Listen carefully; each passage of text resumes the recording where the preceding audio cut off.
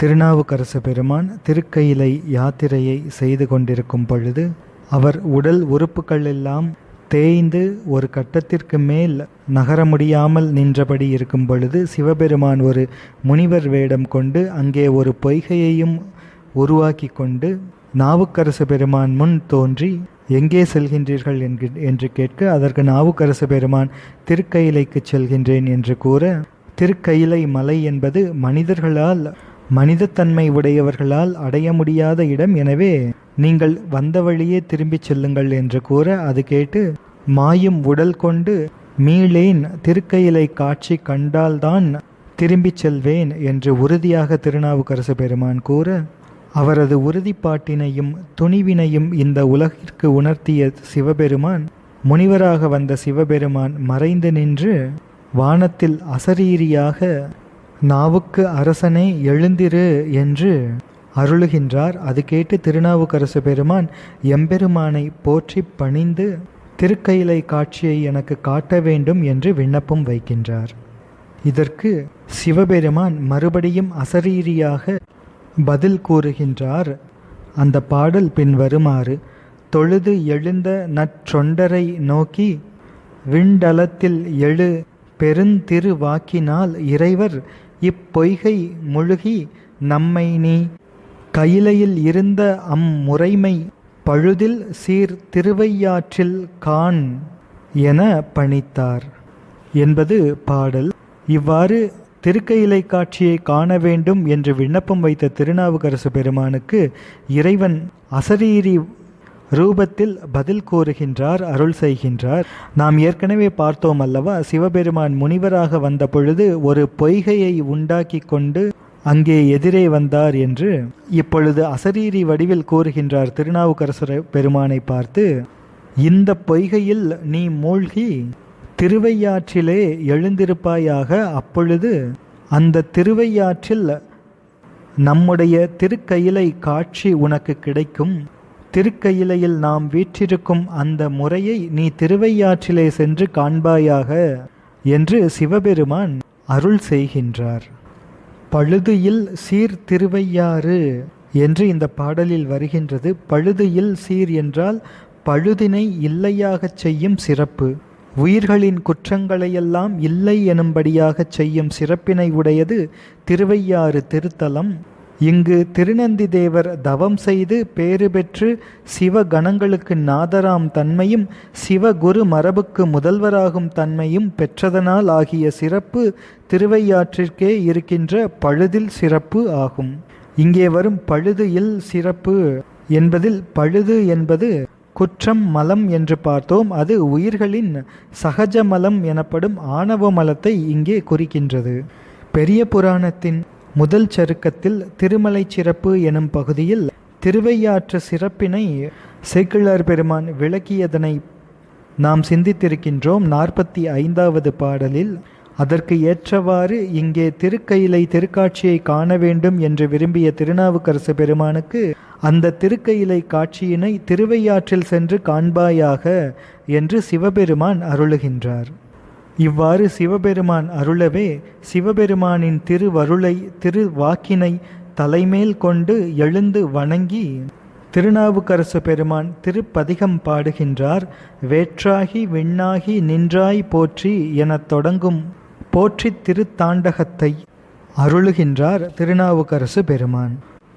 ஏற்றினார் அருள் தலை மிசை கொண்டு எழுந்து இறைஞ்சி வேற்றுமாகி விண்ணாகி நின்றார் மொழி விரும்பி ஆற்றல் பெற்றவர் அண்ணலார் அஞ்செழுத்து ஓதி பாற்றடம் புனல் பொய்கையில் மூழ்கினார் பணியால் என்று சேக்கிழார் பெருமான் இந்த பாடலை அமைக்கின்றார்.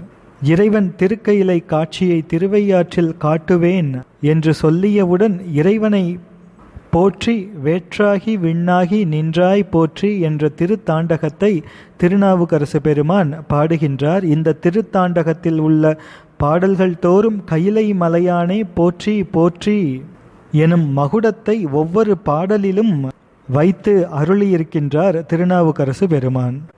இந்த திருத்தாண்டகம் திருக்கயிலை எனும் திருநொடித்தான்மலை திருத்தாண்டகமாக அமைந்திருக்கின்றது, போற்றி திருத்தாண்டகமாக அமைந்திருக்கின்றது.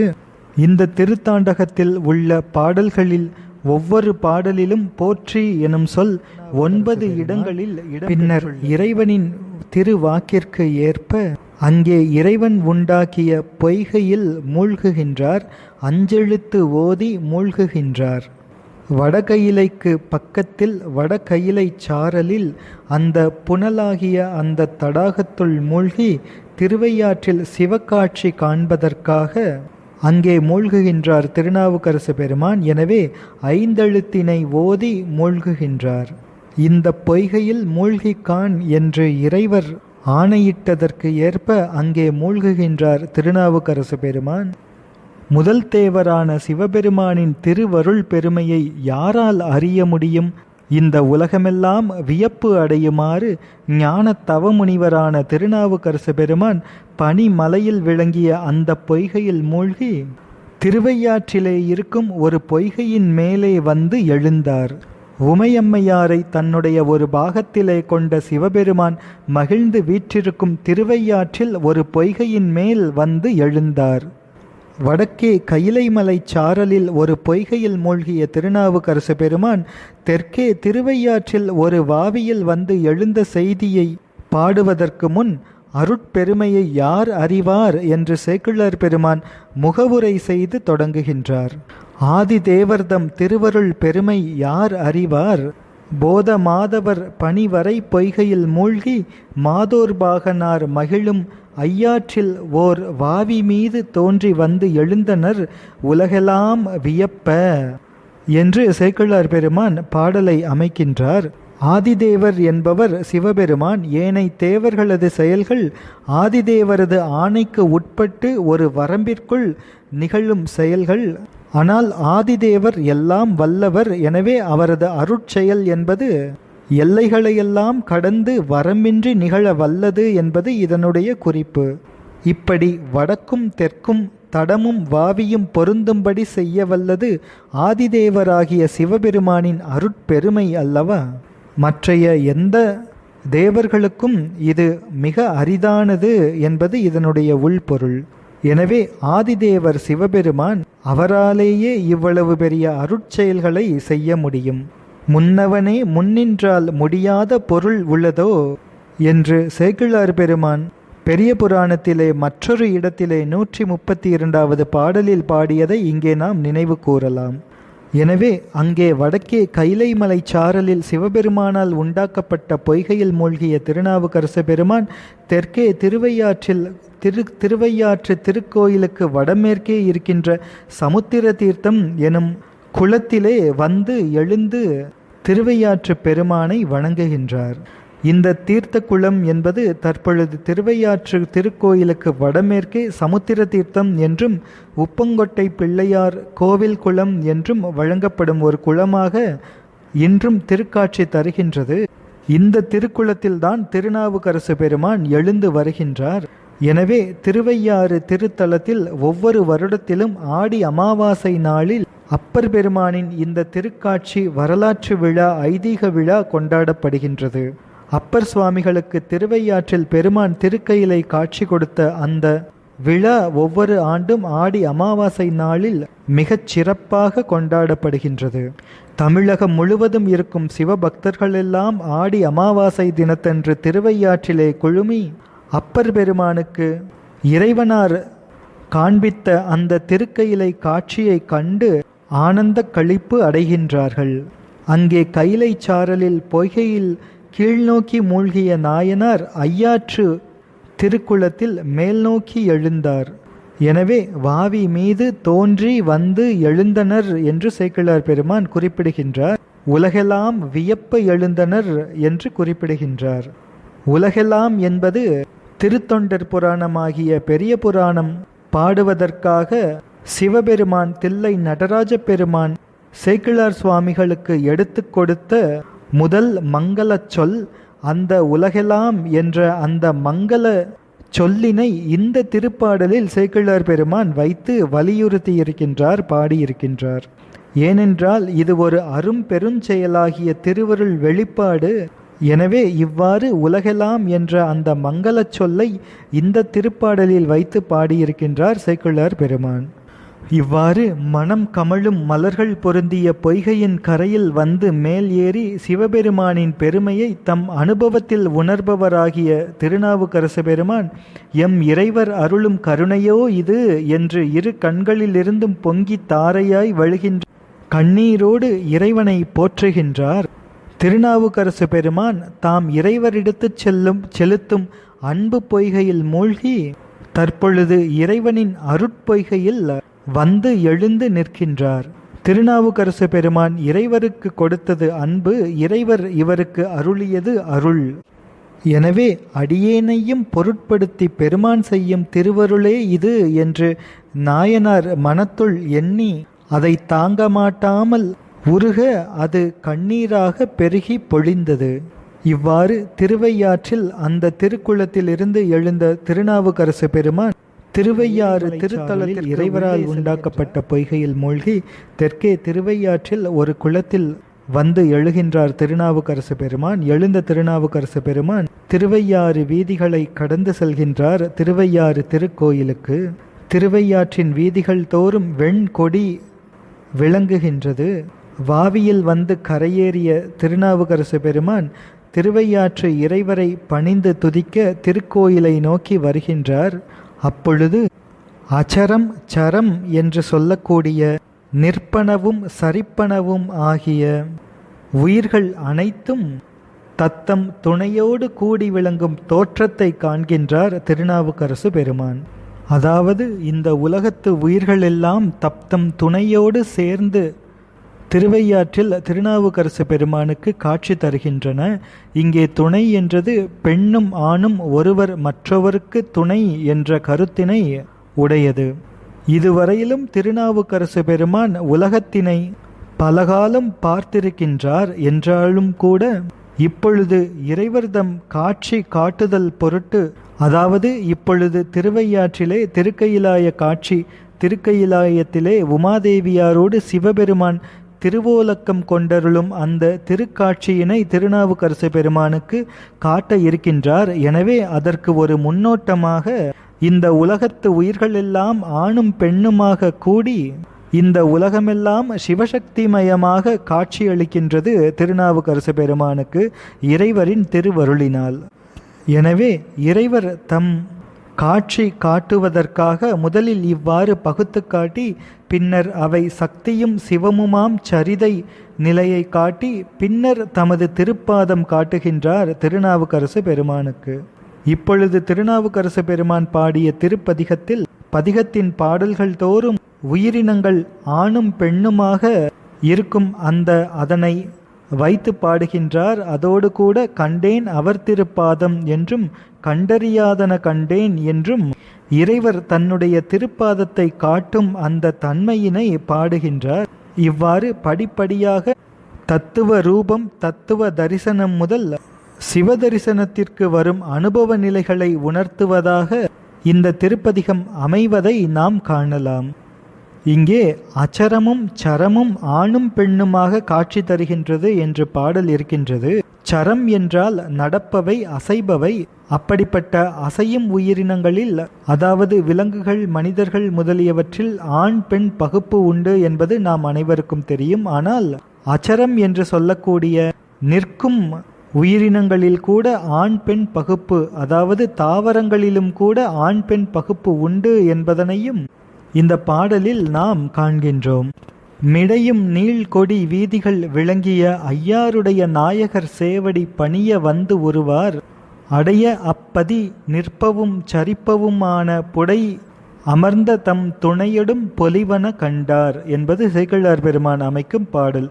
இனி அடுத்த பாடல், பொன் மலை கொடியுடன் அமர் வெள்ளியம் பொறுப்பில் தன்மையாம்படி சத்தியும் சிவமுமாம் சரிதை பன்மை யோனிகள் யாவையும் பயில்வன பணிந்தே மன்னு மாதவர் தம்பிரான் கோயில் முன் வந்தார் என்பது அடுத்த பாடல்.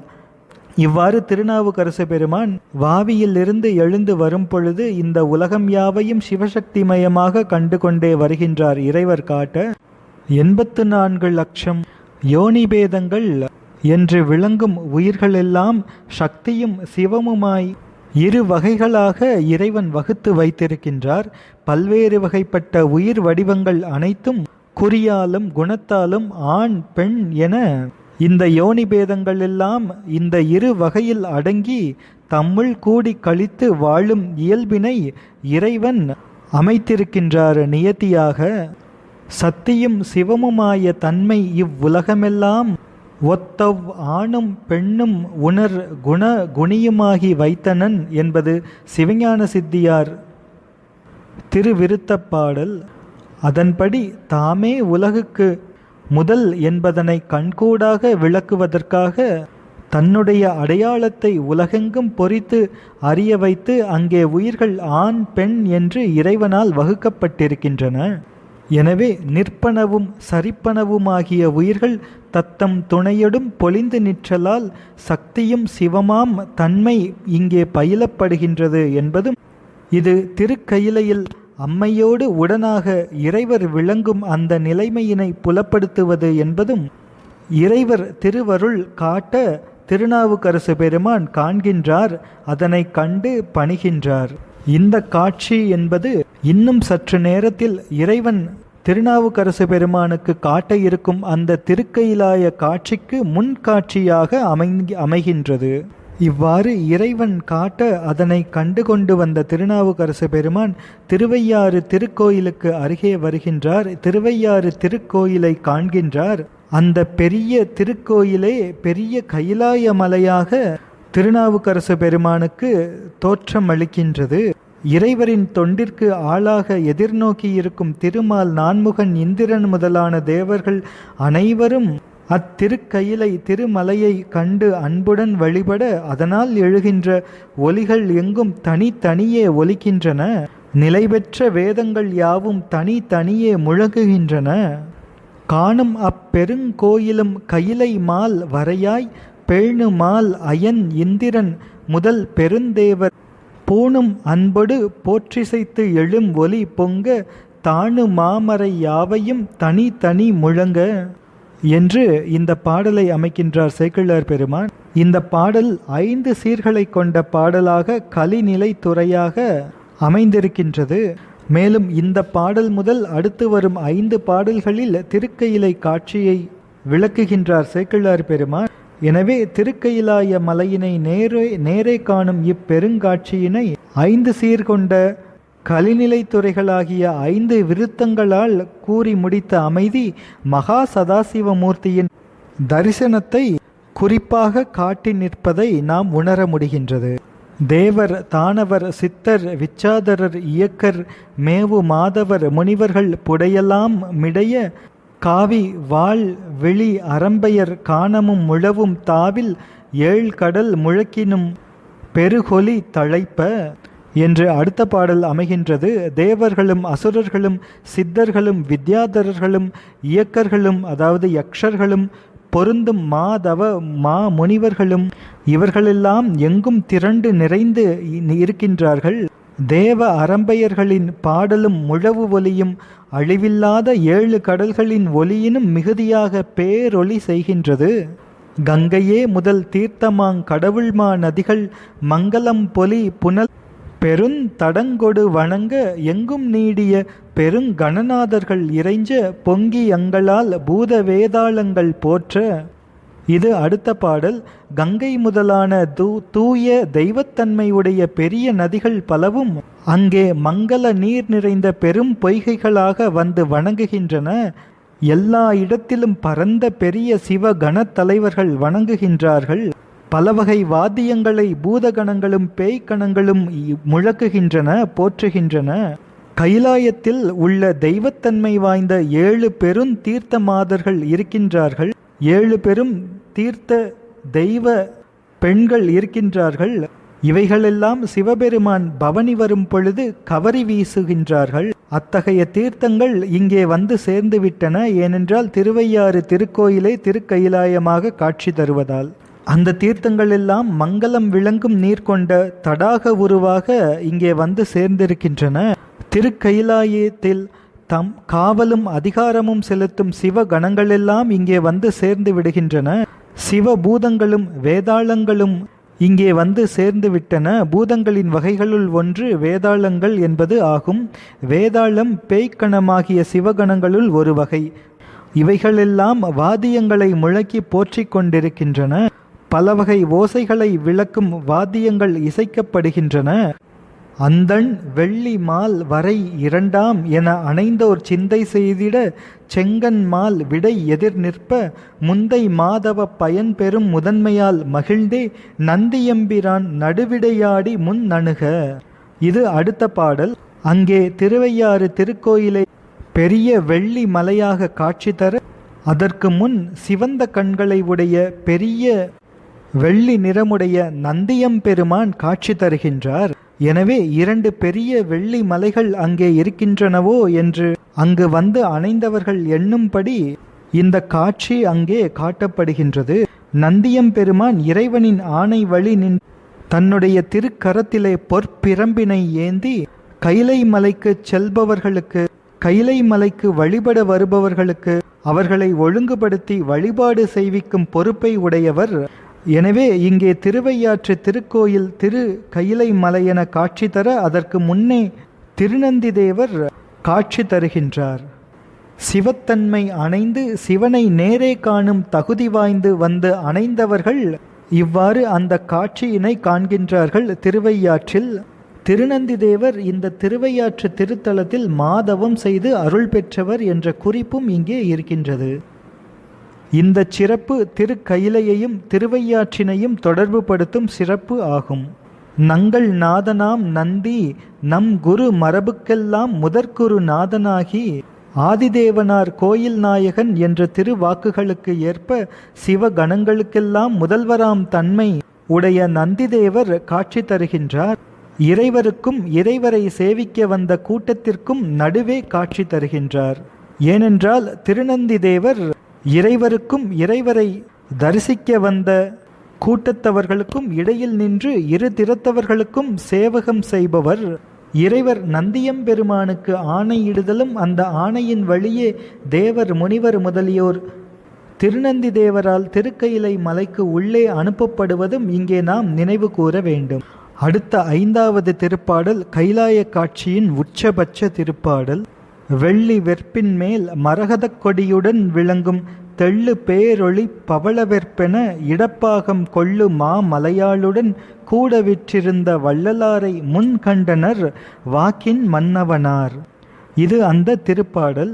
இவ்வாறு திருக்கைலாயமலை திருவையாற்று திருக்கோயிலில் காட்சி தர திருநாவுக்கரசு பெருமான் அதனை காண்கின்றார். அப்பொழுது வெள்ளி மலை மீது மரகதக் கொடியுடன் விளங்கும் தெளிந்த பேரொளியுடைய பவளமலை என்று கூறும்படி தன்னுடைய இடது பாகத்திலே உமையம்மையாருடன் வீற்றிருந்து அருளும் வள்ளலாரான சிவபெருமான் அங்கே திருநாவுக்கரசு பெருமானுக்கு காட்சி தருகின்றார். திருநாவுக்கரசு நாயனார் தம் கண் முன்னம் திருக்கயிலாய காட்சியை காண்கின்றார். திருக்கயிலாயமலை வெள்ளி மலையாக பேரொளியாக காட்சி தர அந்த வெள்ளி மலையின் மேல் பவளமலையாக இறைவன் வீற்றிருக்க அந்த பவளமலைக்கு இடது பக்கத்தில் மரகதக் கொடி போல பச்சை பசேல் என்று அம்பிகை வீற்றிருக்க திருவையாறு திருப்பெருங்கோயிலே பெருமலையான கைலை மலையாக அதன் மேல் வெள்ளி நிறத்தில் ரிஷபதேவர் மற்றொரு வெள்ளி மாமலையாக காட்சியளிக்க அவர் மேல் எழுந்தருளிய இறைவர் பவளமலை போன்று காட்சியளிக்க அந்த பவளமலைக்கு பக்கத்திலே மரகதக் கொடி போல அம்பிகை வீற்றிருக்க அந்த திருக்கயிலாய காட்சியை திருநாவுக்கரசு பெருமான் கண்ணார கண்டார். இறைவன் காட்டியபடி தம் கண்ணார கண்டார். இத்தனையும் என் பொருட்டு எம்பெருமான் திருக்கருணை கொண்டு காட்டியிருக்கின்றாரே என்று திருநாவுக்கரசு பெருமான் உருகுகின்றார். தம்முடைய கருணை பெரு வெள்ளத்தை வரையாமல் வழங்கி கொண்டிருக்கும் வள்ளலாராகிய சிவபெருமானை போற்றி வணங்குகின்றார், உருகுகின்றார். கண்ட ஆனந்த கடலினை கண்களால் முகந்து கொண்டு கை குவித்து எதிர் விழுந்து எழுந்து மெய் குலைய அண்டர் முன்பு நின்று ஆடினார், பாடினார், அழுதார். தொண்டனார்க்கு அங்கு நிகழ்ந்தன யார் சொல்லவல்லார்? இவ்வாறு திருநாவுக்கரசு பெருமான் அங்கே திருக்கயிலை காட்சியை கண்டு ஆனந்த கடலை தம் இரு கண்களிலும் முகந்து கொண்டவராக கைகளை தம் தலைமீது குவித்து சிவபெருமானின் திருமுன்பு விழுந்து பின்பு எழுந்து உடலெல்லாம் அசையும்படி உலக உயிர்களுக்கெல்லாம் தலைவரான சிவபெருமான் திருமுன்பு நின்று கொண்டு திருநாவுக்கரசு நாயனார் ஆடினார், பாடினார், அழுதார். அத்தொண்டருக்கு அங்கு அப்பொழுது நிகழ்ந்த அந்த வியத்தகு மெய்ப்பாடுகளை சொல்ல வல்லவர் யார்? ஒருவராலும் அதனை சொல்ல முடியாது. நெக்கு நெக்கு உள்ளுருகி உருகி நின்றும் இருந்தும் கிடந்தும் எழுந்தும் நக்கும் அழுதும் தொழுதும் வாழ்த்தி நானாவிதத்தால் கூத்து நவிற்றி செக்கர் போலும் திருமேனி திகழ நோக்கி சிலிர் சிலிர்த்து புக்கு நிற்பது என்று கொல்லோ என் பொல்லா மணியை புணர்ந்தே என்பது புணர்ச்சி 10, திருவாசகம் 8வது பாடல். அது இங்கே நம் நினைவுக்கு வருகின்றது. எனவே இங்கு திருநாவுக்கரசு நாயனார் அடைந்த அனுபூதி நிலையின் நிகழ்ச்சிகளை யாரால் உணர முடியும்? இறைவன் உயிர்களுக்கு அருள வரும் பொழுதெல்லாம் ரிஷபத்திலே அம்மையோடு வருவார் என்பதற்கு ஏற்ப அந்த காட்சியினை கண்ட திருநாவுக்கரசு பெருமான் அடைந்த அனுபூதி நிலை என்பது சொல்ல ஒண்ணாத ஒன்றை சொல்ல புகுகின்றோம் என்று சேக்கிழார் பெருமானின் திருவுள்ளத்தில் எழும் உணர்ச்சி மிகுதியினால் இந்த பெருமையை யாரால் சொல்ல முடியும் என்று அவரது திருவாக்காகவே இங்கே அமைத்து பாடுகின்றார்.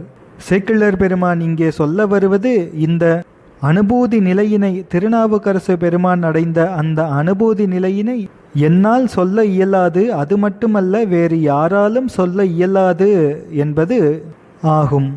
இவ்வாறு திருநாவுக்கரசு பெருமான் கண்ட காட்சியின் மூலம் உள் நிறைய கொண்டு திருவருளாகிய அந்த அரிய அமுதத்தை, ஆறா அமுதத்தை உண்ணுதற்கு ஏற்ற அளவற்ற அன்புடைய பெருமானும் எல்லையற்ற தவத்தை உடையவருமான திருநாவுக்கரசு நாயனார் அளவில்லாத ஆசை முன்னே ததும்ப பொன் நிறமாய சடை உடைய சிவபெருமானை போற்றும் திருத்தாண்டகங்களை இன்பம் பெருக பாடி அருளினார். இந்த நிலையில் திருநாவுக்கரசு பெருமான் இத்தகைய திருப்பதிகங்களை அருளுகின்றார். அதனை தொடர்ந்து சிந்திப்போம். திருச்சிற்றம்பலம்.